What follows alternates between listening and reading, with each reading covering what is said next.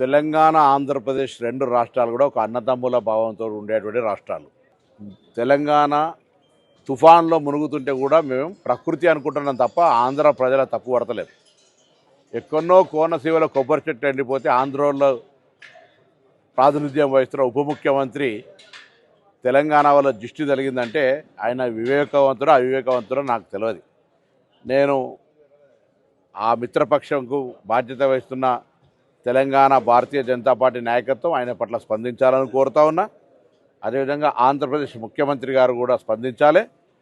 స్వయంగా భారతీయ జనతా పార్టీ పొత్తున్నది కాబట్టి ఇందులో ఇటువంటి కక్షపూరిత రెండు రాష్ట్రాల మధ్యలో వైషమ్యాలు కలిగేటువంటి మాటలు మాట్లాడడం అనేది దురదృష్టకరం. నేను ఇంతకుముందు చెప్పినట్టుగా ఆంధ్రాలో తుఫాన్ వస్తే తెలంగాణ మొన్న హుస్నాబాద్ కూడా మునిగింది. మేమేం ఆంధ్ర ప్రజలను తప్పుపడుతున్నాం, ప్రకృతి వైపరీత్యం కింద భావిస్తా ఉన్నాం. అక్కడెక్కడో చెట్లు ఎండిపోతే మమ్మల్ని దృష్టి కలిగిందని నిందిస్తే ఇది తెలంగాణ పౌరులకు అవమానం. వెంటనే ఉపసంహరించుకోవాలి, క్షమాపణ కోరాలి.